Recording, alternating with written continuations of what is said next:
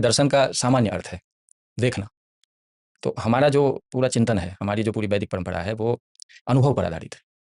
अनुभव पर आधारित है, इसीलिए हम वेद के जो अधिष्ठाता आचार्य जितने हैं, उनको हम ऋषि कहते हैं। तो ऋषि का अर्थ ही होता है ऋषि दर्शनार्थ, जिन्होंने अनुभव किया है, जिन्होंने देखा है। लेकिन अब समस्या है कि जो देखते तो हम भी हैं, तो क्या यही दर्शन है सारा?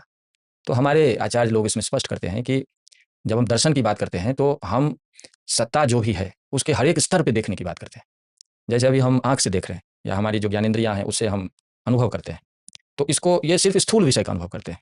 जैसे हमारे सामने टेबल है, हमारे सामने ये सारी चीज़ें हैं, तो इसका हम आँख से दर्शन कर रहे हैं, और उसके आधार पर जो अनुभव होता है, वह अनुभव संशय रहित होता है। तो संशय रहित होता है, इसीलिए इसका हम जीवन में प्रयोग करते हैं। यदि संशय कहीं होता है, तो व्यक्ति प्रयोग नहीं कर सकता। तो इसीलिए हम जब दर्शन की बात करते हैं, तो सबसे पहला तो इंद्रिय से जो देखते हैं, लेकिन उसमें भी वैलिडिटी होनी चाहिए। एक बात ये है, लेकिन क्या यही सब कुछ है? हमारी इंद्रियाँ तो एक कमरे से बाहर भी नहीं जा सकती। तो इतना बड़ा ब्रह्मांड है, इतनी गैलेक्सीज़ हैं, इतने हमारे जो प्लैनेटरी सिस्टम है, पूरा प्रकृति है, हम हैं, तो इसमें तो फिर व्यवहार हमारा बहुत सीमित हो जाएगा। इसीलिए हमारे आचार्यों ने कहा कि नहीं, हम सत्ता के हर एक स्तर पर देखेंगे।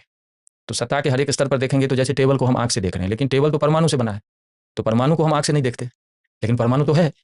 तो इसलिए हमारे ऋषियों ने जो एक वैज्ञानिक पद्धति विकसित की, वो है योग की पद्धति। और उस योग के द्वारा मन को इस प्रकार ट्रेंड करना कि हम सूक्ष्म विषय को भी वैसे ही देख सकते हैं, जैसे हम आँख से देख सकते हैं। तो इसीलिए हमारे ऋषियों ने कहा कि जो टेबल जो है, वो परमाणु से बना है। आज एटॉमिक थ्योरी वेल एस्टैब्लिश्ड है ग्लोबल लेवल पे भी। लेकिन हमारे आचार्य वहीं नहीं रुके, वो कहे कि नहीं, इससे और भी इसका कारण है। ऐसा नहीं कि परमाणु ही फंडामेंटल है। तो उसका कारण क्या है? तो हमारे ऋषियों ने कहा कि नहीं, तन्मात्रा है। तन्मात्रा का मतलब आज के कॉन्टेक्स्ट में आप कहें कि सब पार्टिकल, कि एटम के अंदर भी बहुत सारे सब पार्टिकल्स हैं जो एटम को कॉन्स्टिट्यूट करता है। तो उसको भी कहा कि हम देखेंगे, हम लॉजिकली कंक्लूड नहीं करेंगे, हम देखेंगे। तो उसको भी देखा। तो क्या फिर वो अंतिम है? बोला नहीं, उसके पीछे भी शक्ति है। वो शक्ति ही अपने को सब पार्टिकल के रूप में या तन्मात्रा के रूप में प्रकट करती है।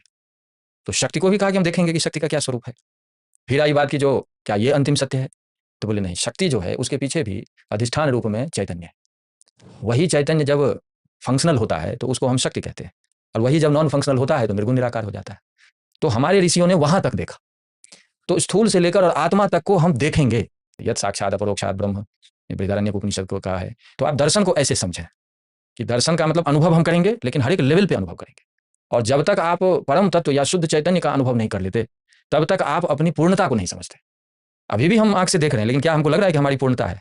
हमें लग रहा है कि कहीं ना कहीं हम जो अप्रोक्सीमेशन पे है, हम थोड़ा जान रहे हैं। इससे आगे कोई आपको प्रश्न पूछता है तो आप चुप हो जाएंगे कि नहीं, इसके आगे मैं नहीं बता सकता। क्यों नहीं बता सकते? क्योंकि इंद्रियों का अपना सामर्थ्य जो है वो सीमित है। तो इन